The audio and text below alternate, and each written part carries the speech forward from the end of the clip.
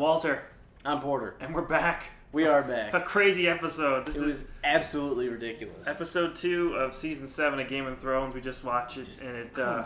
swing. So much stuff happened. Oh my god. We had a hard time keeping track at the end. Like, jeez. Like this happened, this happened, this happened, this happened. Holy shit. Yeah. It was intense. We'll start at the beginning, and then we'll work our way Spoilers, through obviously. Of course. Know the drill. Yeah.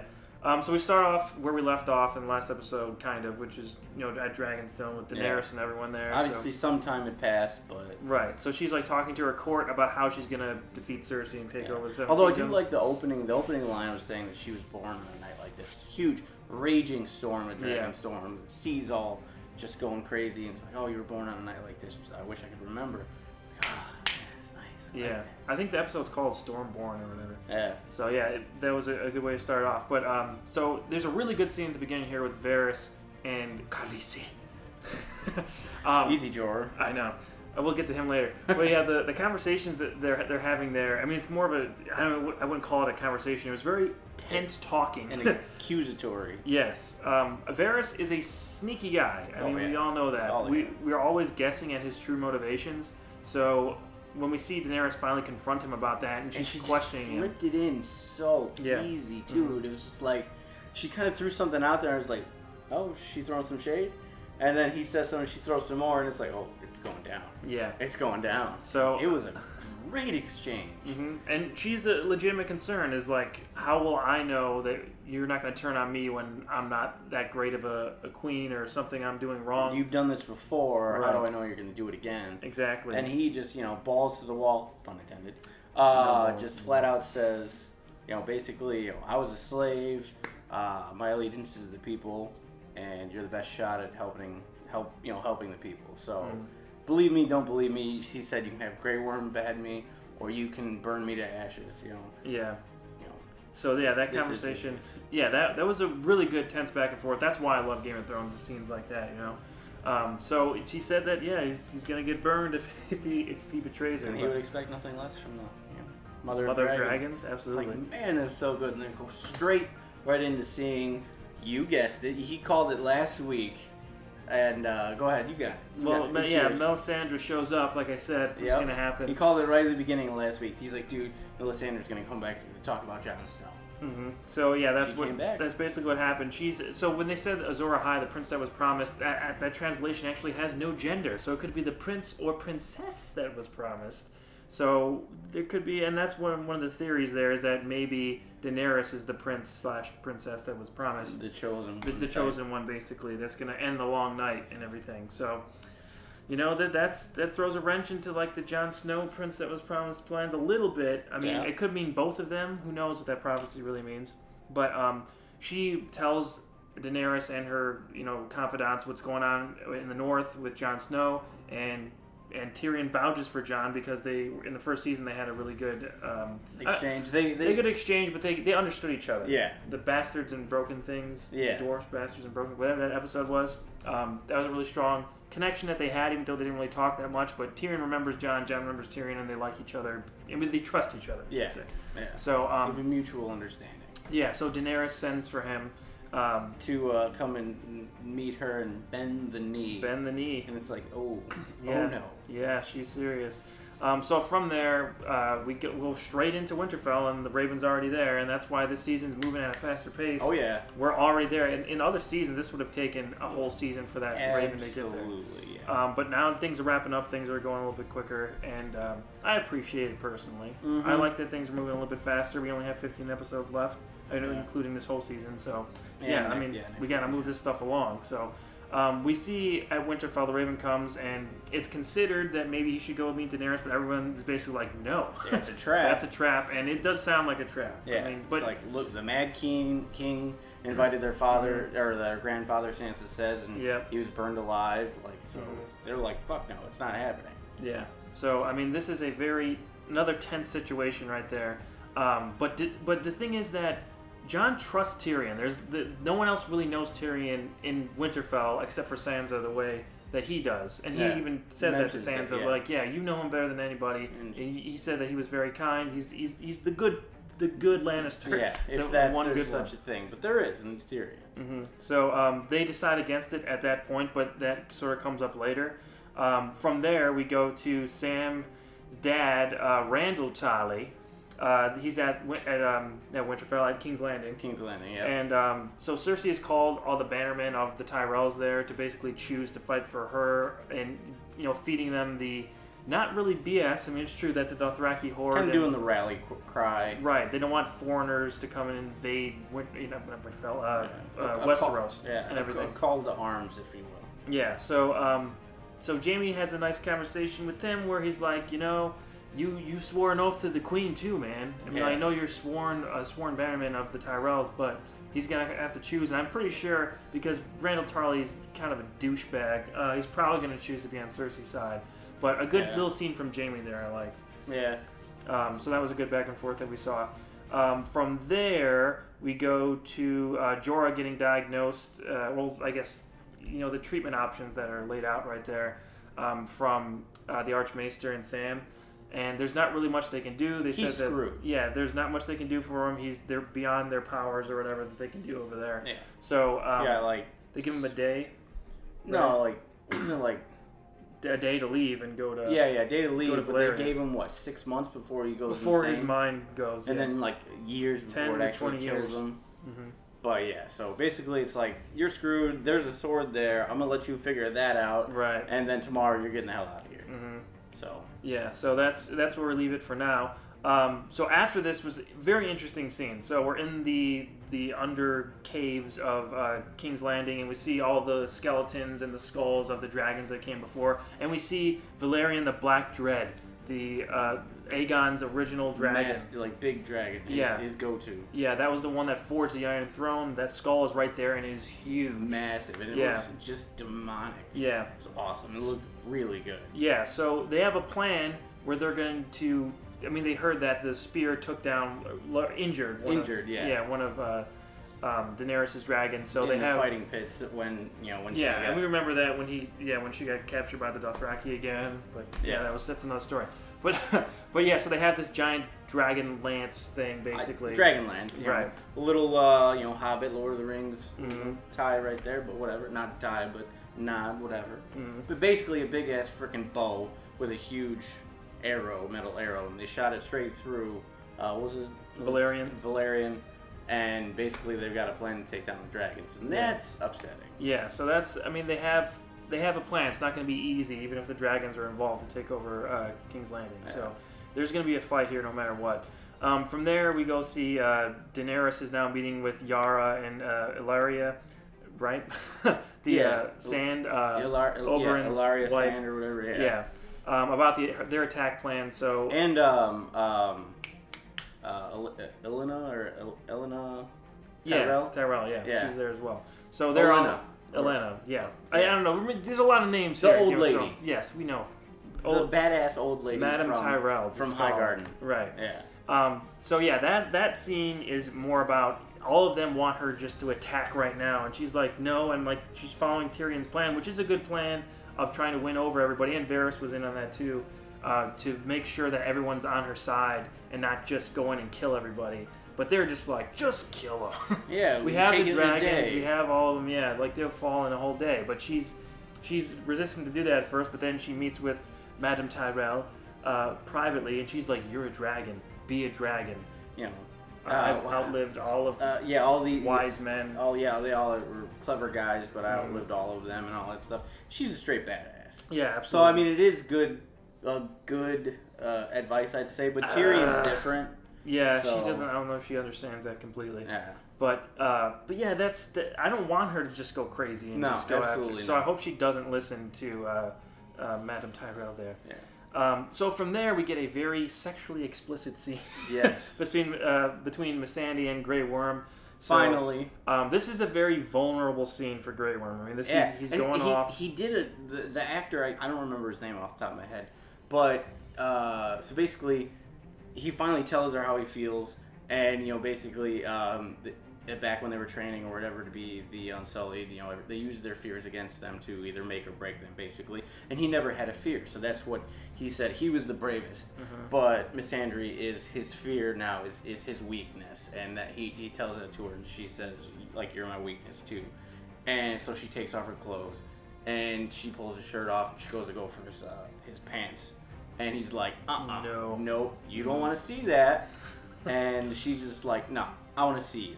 And she says that. And so as she's unbuckling his gear, there's a close-up shot on his hands and then his face. And there was such vulnerability there, and it was palpable. And like I give really big kudos to that actor because he made it feel like that was really. It was a really good scene. Vulnerable. I mean, yeah, it was. That's one of the scenes where sometimes the nudity and sex in the show is just to have sex gratuitous, in it. Yeah, it's HBO, we might as well. Yeah, right. This actually had a point. Yeah. So, this was a good scene for Grey Worm and Missandei, and they're finally hooking up, and he might not come back from where he's going. So, this was needed, I think, for him, and a good development for both characters, I think. Yeah.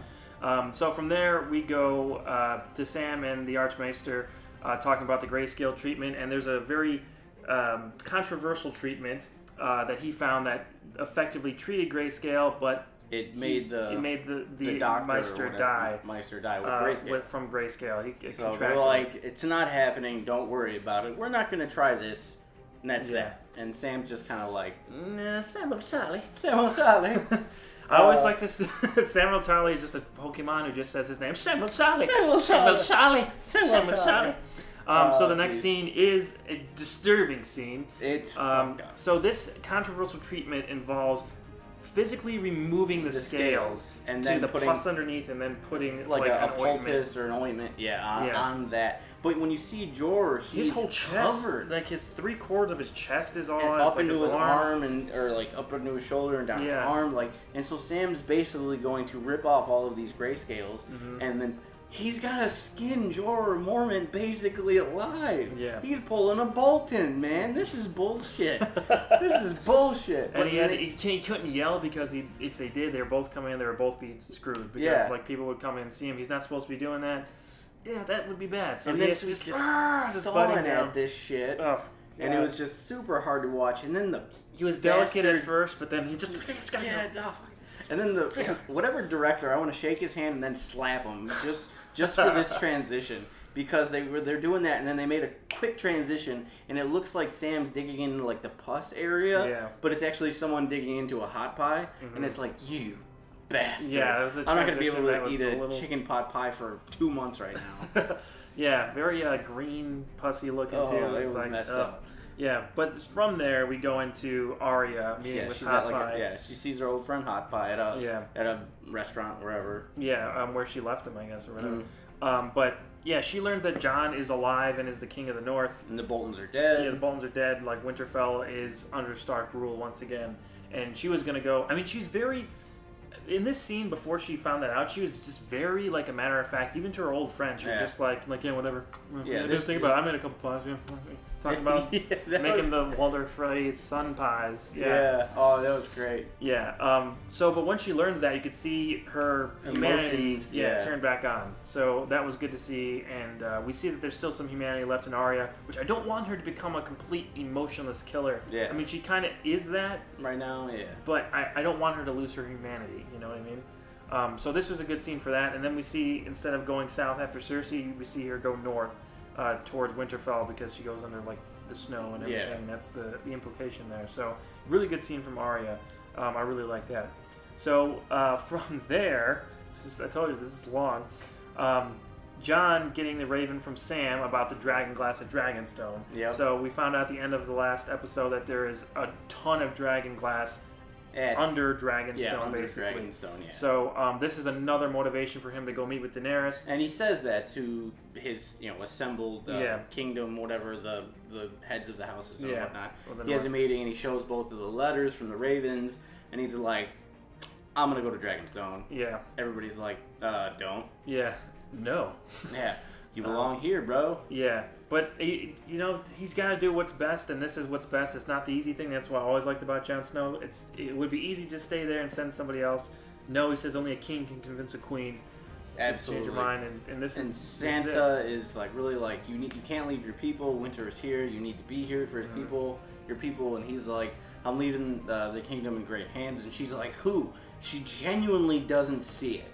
And then Jon's like, you, and she's kind of taken aback. And I think that's where we kind of see her mind change a little bit, or at least her starting to think about Jon's proposal about him going, and she's kind of like, okay. Right. So I mean that's good. Sansa is, especially now this season, is really savvy in that game. You know what I mean? Of playing with all this stuff, and she knows people. Littlefinger, she did bad stuff with he did bad stuff with her, but still like kind of trained her a little bit to not trust people and know what to do in certain situations. So it's going to be interesting to see how she runs Winterfell as the only Stark there for now. Yeah. Is Arya going to show up there soon? Or like, how's that reunion going to be? You're going to miss Jon Snow again. Yeah, I know. Bran is at the wall too. You can't forget that. Oh, we didn't see that this episode. Bran and Mira Reed are at the wall right now, but I don't know what's going to happen with them, if they're going to stay there to try to take the brunt of the White Walkers who are coming in, like if he has a plan to get in their minds or something. I don't know what's going to happen. But the Starks are still separate right now, but they're as close as they've ever been. Yeah, like all of them are. Yeah, basically since the first even couple episodes in the first season. Right, even though Jon is now leaving, but at this current moment, they're all like very close. Like Sansa and Jon are there, and everyone else is like so close. So I'm excited to see. I'm thinking Arya and Sansa are going to see each other in Winterfell, and that's going to be a moment. Can't wait to see that. Yeah. From there, okay, this is a great scene in the crypt. So we see the statue of Ned. We see Jon looking at it, and he's pensive, as he always is, a brooding young man, as Jon Snow is. He's like the Batman of Winterfell. Basically, yeah. And then we see Littlefinger come up, and he's trying to talk to Jon and sort of butter him up a little bit. You can tell, like, I delivered his bones. I loved your mother. Or yeah, I know. And he loved your mother, so we were like bros, kinda. You know what I mean? Yeah. Fucking bastard. Yeah, so, but Jon's not having any of it, even when he pulls up the line that, not even say thank you to me for saving, because it wasn't for Littlefinger and the Knights of the Vale. Yeah, he would have been done. Jon Snow would have been dead again. Winterfell would still be, dead again. Yeah. Jon Snow would have been dead again. Winterfell would still be under the rule of the Boltons and everything, and things would be looking very different right now if it wasn't for Littlefinger and the Knights of the Vale. That sucks to say. I know, but it's true. I mean, true. He had motivations behind it, obviously ulterior motives, but that's... Yeah. I mean, he's kind of right. But then he says that he loves Sansa to Jon, and Jon finally snaps at him, like chokes him against the thing. But remember the last time a Stark snapped at Littlefinger? That was with his head cut off. Right. Yeah, that was Ned. So... And it wasn't the smartest thing for Jon to do. Yeah, but he threw over. He's like, "You touch my sister. You touch Sansa. I'll kill you myself. Yeah, I'll kill you myself." And that's it. And it's like, "Oh no." Yeah, bad stuff. From here, we check in with Arya again, and she's heading further north. So dire wolves and wolves are all around in the north. So she gets surrounded by a pack, but then a giant dire wolf appears, and I think it's Nymeria. It has to be. She even recognized her and was talking to her. Yeah, but then at the end, I mean, it's like, follow me, come with Winterfell. She's explaining what's going on, but then Nymeria goes away, so... And she said, like, you don't belong with me, or you don't belong... She said, that's not you, girl. That's not you. Like, so, I think that, to me, that means, going with me and being back at Winterfell is not you anymore. You're a pack leader. Right. This is your home, kind of be out there. Right. They wouldn't show this, though, if there wasn't a point to it. So I think Nymeria is going to show up again at some point to help. She could be following her. Right. I mean, that's true. Maybe it's kind of like a watchful protector. Oh, the Dark Wolf. Nice. Yeah, that would be cool to see Nymeria pop up once again. But they wouldn't show that unless she was, I think. So that's going to be interesting to see how that plays into her travels up north. Then we finally get the ending of this episode, and this was sad. Holy shit. So, I did not see this coming at all. Man, it was rough. So the Iron Fleet, led by Yara and Theon. And Sand. From... Whatever, Sand. Alana or whatever. Yeah. So they get attacked by Euron and his Iron Fleet. And the fleet that you see kind of coming, you see all these fireballs like being launched or whatever. All these fire. Yeah, out of these ships, and you see through the mist in kind of a very pale backlight is this massive ship coming through, and it's like you can see that Yara and Theon are looking up, and they're on a ship, and they're looking up, and it's like, how massive is this ship? Huge ships. And this boarding plank comes down, slams down, crushes a dude, and Euron just balls out, starts chopping heads off with this crazy ass axe. That I don't know if you noticed the detail of the axe, on the inside of the curved blade, the inside of the blade was a octopus tentacle. No, I couldn't really see.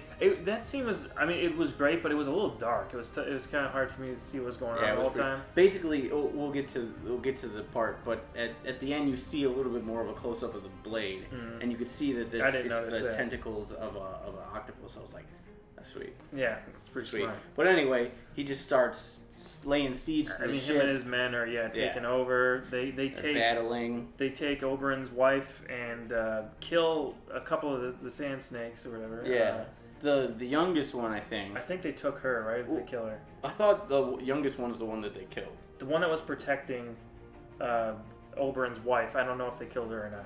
No, I think they took her. And they took her and they killed the other two. the younger one. I think she's the youngest one. Was it the oldest one that got killed then? There's two of them that got killed. One got choked to death, and then before that was the oldest one got stabbed like up by Euron. He got two directly. stabs and then picked up. Yeah, straight Deadpool style in the beginning of Deadpool. Yeah, that was crazy. So at the very end, this is so disappointing. Theon. Yara and Euron are fighting each other. Euron gets the better of Yara, and he's got her with his axe, with the blade of his axe to her throat. And he's like, come on, Theon. What did he say? You cockless coward. Yeah, you cockless coward.